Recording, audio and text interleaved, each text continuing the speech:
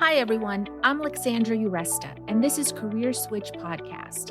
This show is here to encourage you to take action with whatever career change you've been considering or are working on. In some episodes, I talk to people who've made their own career switch, whether by choice or circumstance.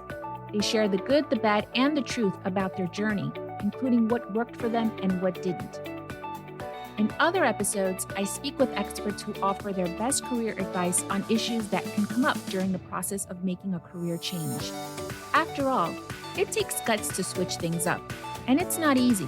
However, it is possible. So, I hope you hear something in this episode, an idea, a suggestion, a piece of wisdom that'll spur you into action with your own career switch, whether it's taking that first bold step or trying something new. Welcome. I'm glad you're here. It's episode 3, and I need to make a confession. Before my layoff in 2018, I rarely used LinkedIn. I had about 100 connections, and they were mostly my friends, former coworkers, and current colleagues. That all changed once I was let go and decided to make my career switch. I updated my LinkedIn profile and started connecting with everyone. When I met people at career seminars, I connected with them right after on LinkedIn. In fact, at most of the seminars, I remember we were encouraged to open the LinkedIn app on our phones and connect with each other right then and there. That's how important LinkedIn can be when you're looking for a job, but especially when you're making a career switch. So, what are the key features that help with a career switch that you should update on your LinkedIn profile? Here to tell us is LinkedIn expert Louise Brogan, host of the weekly podcast, LinkedIn with Louise, where she shares her best tips and advice for using LinkedIn. She also runs a consulting and training company that helps entrepreneurs and businesses to raise their profile and profits through LinkedIn. Hi, Louise. Welcome, and thanks for joining us. For someone who is thinking about making a career change or a career switch, when should they start using LinkedIn? Okay, so I actually think that even when you're in your career, you should be using LinkedIn. LinkedIn is a networking platform first and foremost. So you want to connect with people that you are working with currently. See, one of the things that people say in corporate is that they think when one of their colleagues is ramping up their activity on LinkedIn, it's because they're thinking of leaving their job. Whereas actually, I've just been speaking to a lady this morning and she works in the law. Primary reason she wants to use LinkedIn is to raise her profile and raise her visibility. So even if you're listening to us and you are currently in a career and you're thinking down the road you might want to change careers, using LinkedIn to talk about things that you're involved in, that you're interested in, that you find engaging will help raise your profile even in your current career. But if you're looking at changing career, having that really strong network of people who already know who you are is going to be so helpful when you do make your career switch. What are some of the key things that someone should update on their LinkedIn profile if they're thinking about making a career switch or have started the process? The very first thing is make sure that your photograph is up to date. Head and shoulders photograph of you smiling is really helpful, so you look approachable. And then having a headline that really talks about what it is that you're interested in. So for most people, what they have is they filled in their LinkedIn profile whenever they got it, and they wrote in the experience section and they treat it like their online CV. And quite a lot of people will have their headline as simply their job title. For example, account executive or founder of blah, blah, blah. But what you really want to do here is use your headline to attract people to connect with you, find out about you. It really is like a marker. If someone types into LinkedIn or even to Google that they're looking for someone who specializes in what you do, your LinkedIn profile is one of the first things that comes up in the search results. So photograph a good headline that isn't just your job title.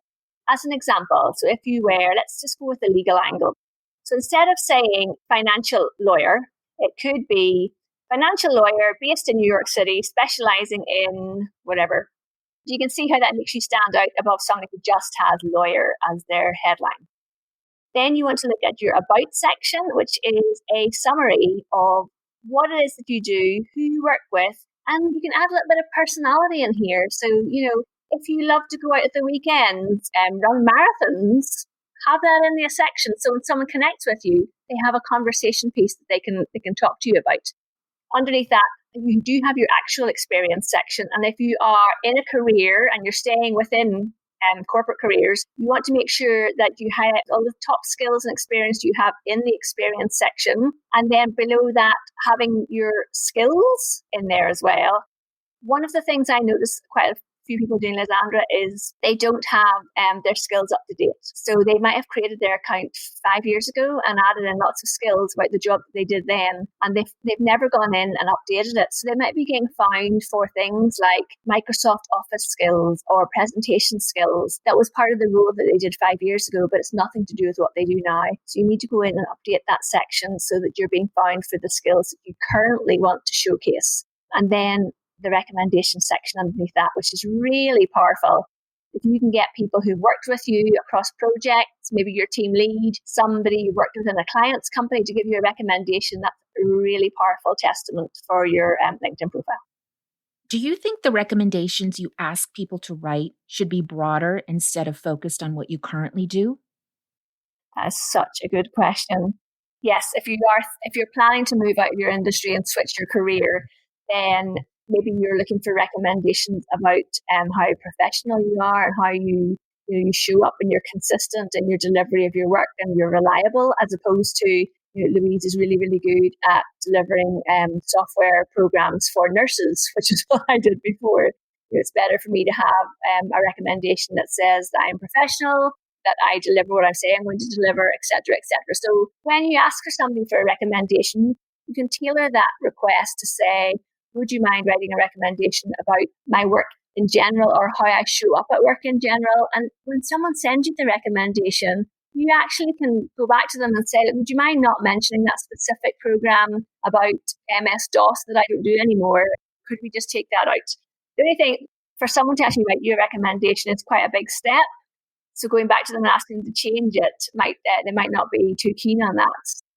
You're putting somebody out a little bit by asking them to do something for you. So probably best to ask specifically for what you want in the first place, I think. Is the About section a good place to mention the industries and type of companies or actual companies that you're targeting for your career switch?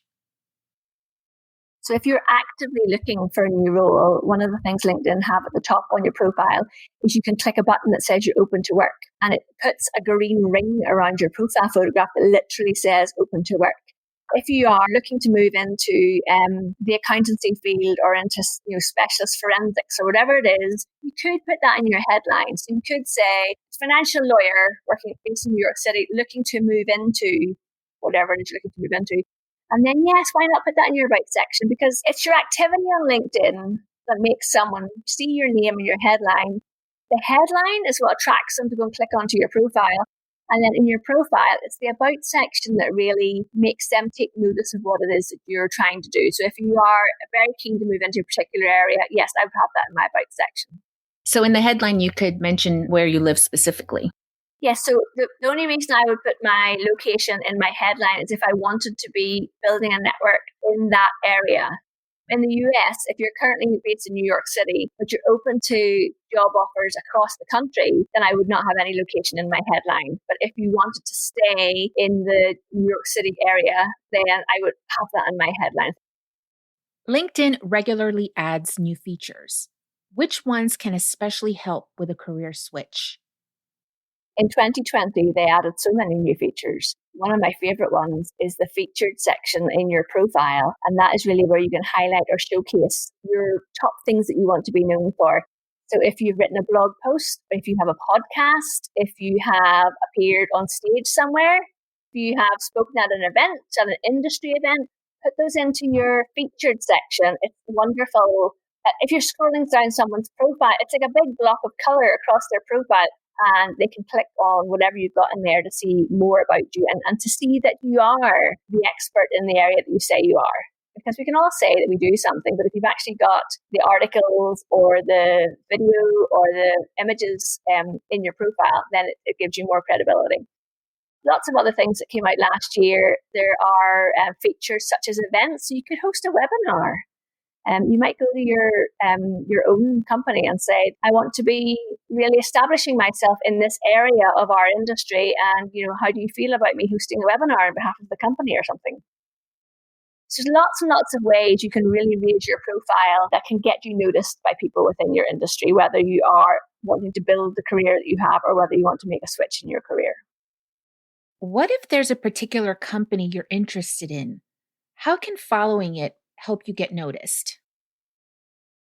If they're sharing posts about news at their company or products that they're developing, then I would absolutely be commenting on those posts, because that is going to raise you above everybody else who's also interested in working at that company. Since starting this podcast, I've joined quite a few podcast groups on LinkedIn. Would you recommend joining LinkedIn groups for people who are looking to switch their profession, industry, or location? Yes, if you can find a LinkedIn group that is full of people in the industry that you want to move into, or a LinkedIn group full of people who are in your current industry, I really recommend it.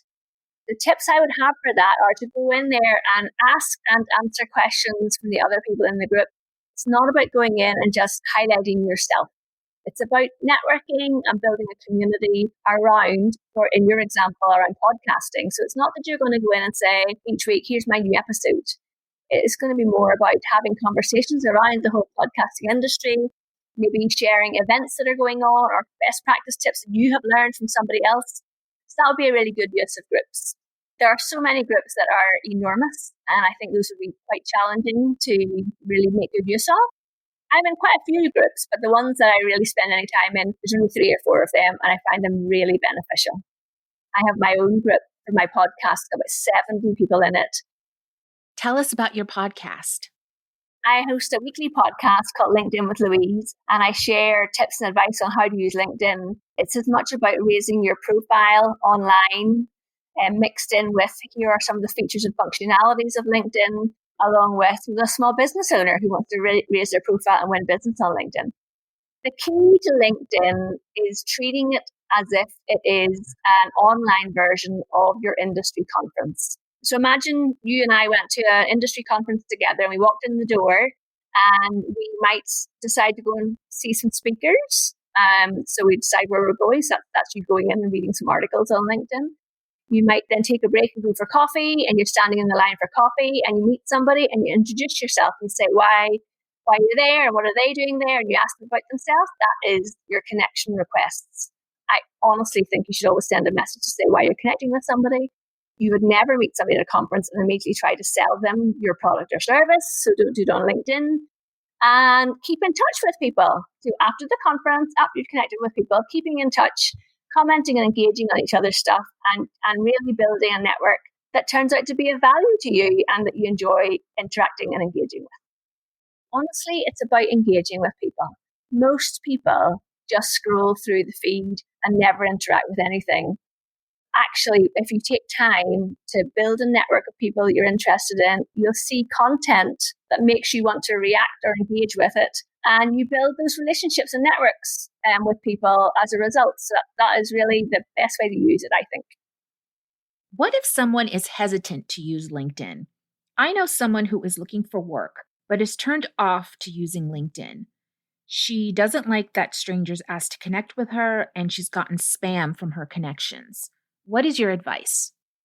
The way I recommend to my clients to use LinkedIn, I talk about 4 key pieces. One is making sure that your profile is written in a way that people will connect with you over what it is that's in your profile. So write a really good, strong LinkedIn profile. Then start building your network full of people that you want to engage with and connect with. So that means if you get connection requests from somebody who's working in sales in a software company, and you're not interested in building your network full of those people, just ignore those connection requests. Build a network full of people that you genuinely want to engage with. Every single social media platform is full of whatever we have agreed to receive, apart from advertising, obviously. In other words, if I only connect with the 100 top performing women in my city working in accountancy and law, then that's all I'm going to see in my LinkedIn newsfeed. Whereas if I accept 1,000 connection requests from anybody and everybody, then those 100 women are going to get lost in my newsfeed with all the other people talking about themselves and their businesses. You can build the newsfeed that you want to see, and say there's 5 people that you really admire and you always want to see what they're talking about. If you leave comments and engage with their posts, you will see their next posts. The algorithm on LinkedIn will show you content from people you're interested in because you've shown them you're interested in seeing that content by engaging with it. So your friend needs to go clean up her network and remove some people and be far more choosy about who she allows to accept connection requests from, would be my advice. Thanks so much, Louise, for all your great tips. Hopefully this has been helpful to people. And if they want to connect with me on LinkedIn, I'd be delighted. It's linkedin.com/in/Louise Brogan. And the way to connect with me is to send me a message and say you heard me on Career Switch podcast so that I know where you're coming from. Great. One more thing before we go. You also offer a LinkedIn guide. Yes, I do. It's like a 6 or 7 page free download, and it's advice on what to do on LinkedIn on a daily and weekly basis. So there's weekly tasks and daily tasks if you want to really build your profile on the platform. So that's at louisebrogan.com/download, and everybody's welcome to grab a copy of that. Thanks again, Louise. Excellent. Thank you so much. Thanks to Louise Brogan for being our guest career expert today. You can find Louise at her website, louisebrogan.com, and on LinkedIn, of course, at linkedin.com/in/Louise Brogan. Get more LinkedIn advice on her weekly podcast, LinkedIn with Louise, and in her free guide called LinkedIn Checklist, Daily and Weekly Tasks to help you build your business on LinkedIn, available at her website. You can find links to the resources mentioned in this episode and more helpful information in the show notes and on our website, careerswitchpod.com. While you're there, join our mailing list and follow us on Instagram and Twitter at CareerSwitchPod. So what's your career switch? Are you excited to take action after listening to this episode? Tell us at CareerSwitchPod.com. We'd love to know, along with any feedback you have about the show. We're a new podcast, so please rate, review, and share with your friends and colleagues. It'll help get the show out there. Thanks for listening today. Till next time.